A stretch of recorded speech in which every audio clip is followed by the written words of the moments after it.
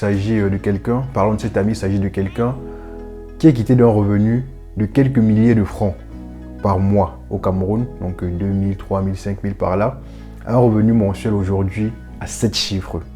Revenu mensuel à 7 chiffres au Cameroun. Alors il a décidé de faire de ce secteur d'activité-là, de ce métier-là, son cheval de bataille. Il s'est formé, il a bossé dur jusqu'à en faire son métier, au point même d'être reconnu dans l'environnement créatif au Cameroun comme quelqu'un de bon, ce qu'on appelle les cracks communément. Et à ce moment même où il commence à être reconnu, il décide de démissionner de son poste actuel. L'erreur que les gens commettent, très souvent d'ailleurs, est de penser que le premier capital d'un projet, c'est l'argent.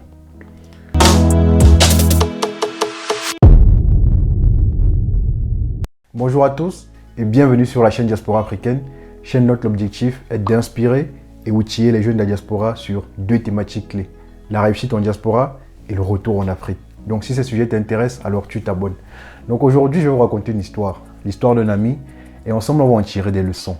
Donc pour planter le décor, il s'agit de quelqu'un, parlons de cet ami, il s'agit de quelqu'un qui est quitté d'un revenu de quelques milliers de francs par mois au Cameroun, donc 2000, 3000, 5000 par là, un revenu mensuel aujourd'hui à 7 chiffres. Revenu mensuel à 7 chiffres au Cameroun, entre son salaire et les autres activités qu'il mène à côté.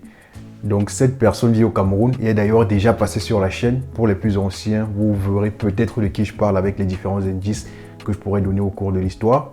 Donc pour entrer dans l'histoire, il s'agit d'un artiste ou un créatif, comme il aime si bien le dire, qui exerce aujourd'hui entièrement dans le domaine, mais qui n'y était absolument pas prédestiné. Mais alors, pas du tout. Si on veut faire la genèse de son histoire, c'est quelqu'un qui après son bac est allé à l'université au Cameroun. Et après quelques temps à l'université, s'est rendu compte que c'était une voie sans issue pour lui. Je précise pour lui parce qu'il ne faut pas que les gens en profitent pour dire que l'école ne sert à rien. Voilà, donc il s'est rendu compte que c'était une voie sans issue pour lui. Et il a décidé d'arrêter l'université et de prendre une autre voie. C'est très important cette partie. Il a décidé consciemment d'arrêter l'université et d'emprunter une autre voie. Donc après ça, il s'est lancé dans plusieurs activités successivement. Et c'est lors de l'exercice d'une de ces activités-là que quelqu'un, une personne inconnue dans l'histoire, a décelé en lui des compétences. Pas forcément des talents, mais des compétences en créativité. Alors il a décidé de faire de ce secteur d'activité-là, de ce métier-là, son cheval de bataille. Il s'est formé, il a bossé dur jusqu'à en faire son métier, au point même d'être reconnu dans l'environnement créatif au Cameroun comme quelqu'un de bon, ce qu'on appelle les cracks communément. Et à ce moment même où il commence à être reconnu, il décide de démissionner de son poste actuel. On va voir ensemble pourquoi est-ce qu'il a démissionné, mais avant ça, je propose qu'on fasse un stop à ce niveau précis pour déjà commenter cette première partie de l'histoire. En une seule phrase, je dirais que c'est quelqu'un qui avait un désir profond de réussite, qui a pris son destin en main, qui était prêt à tout pour réussir et qui s'est lancé. Après, c'est très brouillon comme plan d'action, c'est vraiment très brouillon. Il quitte l'université, il ne sait pas dans quoi il se lance, il tombe dans un domaine, puis dans un autre. Et voilà, c'est très brouillon, mais ça a le mérite d'être courageux. Donc, pour cette première partie-là, c'est le petit commentaire que je peux faire. Maintenant, la suite, pourquoi est-ce qu'il a décidé de démissionner? Eh bien, une fois dans le domaine, une fois dans le secteur d'activité, donc le domaine de la créativité, il s'est rendu compte du potentiel énorme d'entregorge ce domaine-là. Mais surtout, il s'est rendu compte de sa capacité à lui à pouvoir atteindre les hautes sphères de ce domaine-là. Mais ce n'était pas aussi simple. Pour atteindre ces hautes sphères-là, il fallait déployer une stratégie, bouger les pions, un petit peu comme un jeu d'échecs. Donc pour ça, il fallait qu'il mette une stratégie en place. À ce niveau-là, le talent et la compétence ne suffisaient plus. Il fallait déployer une stratégie. Donc il décida de se mettre à son propre compte. Donc il décida de démissionner et se mettre à son propre compte. Enfin, pas vraiment à son propre compte, mais en freelance. Le but étant d'augmenter sa valeur perçue sur le marché afin de revenir plus fort dans le domaine. Donc le fait d'être en freelance lui a donné une certaine marge de manœuvre que la contrainte du salariat ne lui donnait pas. Donc il a eu une certaine marge de manœuvre dont il a profité pour développer déjà ses compétences en créativité, travailler son réseau parce que c'est un domaine où le réseau est très important, améliorer sa réputation personnelle au travers des différents projets qu'il menait. Parce que lorsque tu es employé, tu ne peux pas faire ce que tu veux, mais en freelance, il pouvait toucher à tout. Petites entreprises, grandes entreprises, petits projets, grands projets, projets artistiques, projets industriels, vraiment tous les projets. Donc, ça a permis d'augmenter sa réputation et surtout sa visibilité parce que vu que tu es partout, on te voit partout, donc ça augmente ta visibilité. Il en a profité également pour améliorer son branding personnel, très important également dans le domaine de la créativité, etc. etc. Donc ça, c'est ce que le freelance lui a permis de faire.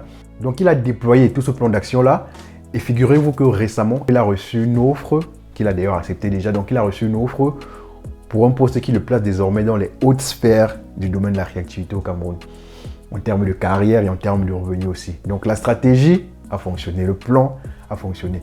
Donc s'il faut commenter maintenant l'intégralité de l'histoire, je dirais que c'est quelqu'un qui a eu un profond désir de réussite, qui a mis à jour, très important, qui a mis à jour ce désir de réussite-là au fur et à mesure du temps et qui a déployé un plan d'action. Déjà, shout-out à cet ami-là, il se reconnaîtra certainement. Donc, quelle leçon peut-on tirer de cette histoire? Et c'est la raison principale pour laquelle je fais cette vidéo. C'est que le premier capital de tout projet, le capital départ, c'est le désir. Et le deuxième capital de tout projet, c'est le plan d'action. Deux précisions d'abord avant de poursuivre. La première, c'est que cette vidéo est valable pour ceux-là qui ont une situation stable et qui souhaitent améliorer, mais également et surtout pour ceux-là qui auraient une situation instable, parce que c'est souvent eux les plus vulnérables. Et la deuxième précision, c'est que dans la vidéo, le terme argent reviendra beaucoup. Tout simplement parce que c'est un projet universel qui parle à la majorité des personnes, voire tout le monde. Donc le terme argent reviendra beaucoup, mais en réalité, la vidéo s'applique à tout type de projet, que ce soit personnel, familial, scolaire, donc peu importe, vous pourrez la transposer à chacun de vos projets envisagés. Précision en fait, je disais tantôt que le premier capital de tout projet, c'est le capital désir et le deuxième capital, c'est le plan d'action. Commençons par le désir. Kwame Nkrumah disait ceci, je cite, « Commence avec ce que tu sais et bâtis sur ce que tu as. » Je répète, commence avec ce que tu sais et bâtis sur ce que tu as. Pour dire quoi? L'erreur que les gens commettent, très souvent d'ailleurs, est de penser que le premier capital d'un projet, c'est l'argent. Et la conséquence directe de ça, c'est qu'ils attendent souvent l'argent avant de commencer à agir et ils entrent dans ce qu'on appelle l'immobilisme. Et il n'y a pas pire que l'immobilisme, c'est-à-dire le fait de rester stationnaire et de ne rien faire. Il faut toujours commencer par désirer, rêver de quelque chose et ça, c'est gratuit. Ça, c'est gratuit. Le capital désir ne regarde pas l'âge, le sexe, le pays, l'origine sociale, la couleur de peau, que sais-je encore. Donc le capital désir ne regarde rien de tout cela et il est disponible pour tout le monde. Ça, c'est vraiment gratuit pour le coup. Et vous savez, aucun désir, aucun rêve ne nous est donné sans que nous n'ayons la capacité de les réaliser. La preuve en est que tout le monde ne rêve pas, ou plutôt tout le monde n'a pas la même grandeur de rêve. Donc si tu as sorti un jour de ta bouche, je veux être un grand médecin, je ne parle pas des rêves d'enfant, hein. Je parle des rêves conscients et matures. Donc si tu as eu un jour le désir d'être un grand médecin, ça veut dire que quelque part tu as les capacités pour le devenir. Parce que lorsqu'on a un désir profond, il y a des mécanismes physiques, psychiques et même spirituels qui s'activent. Ça oui. Maintenant, pourquoi certains ne réussissent pas malgré le capital désir? C'est-à-dire il y a des gens qui ont des très grands rêves, des très grands désirs, mais qui n'y parviennent jamais. C'est tout simplement parce qu'ils n'alimentent pas ce désir-là. Un désir, c'est comme un feu qu'il faut attiser tout le temps. Et on l'attise comment? Avec le plan d'action. Tu dois avoir un plan d'action qui te permet d'aller progressivement vers ton désir. Un plan jalonné te permet d'avoir des objectifs à court terme pour arriver à l'objectif final. C'est très important d'avoir des objectifs à court terme.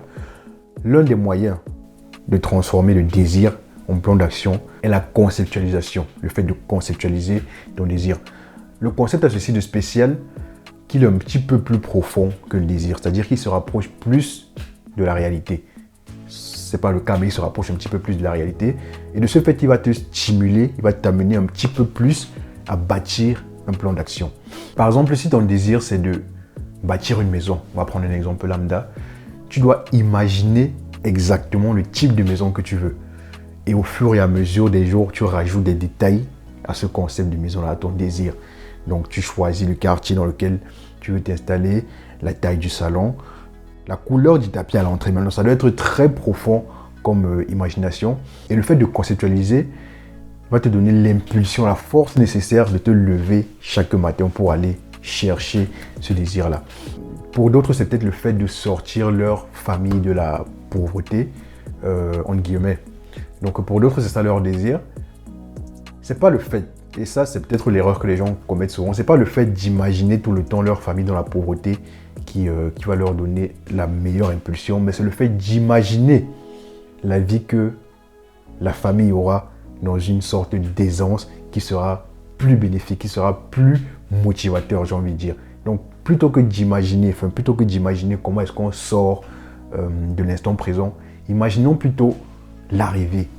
À quoi ça ressemblera l'arrivée et ça donnera plus d'impulsion pour courir vers là. C'est réellement ça qui motive. Du moins, ça motive plus que l'autre cas.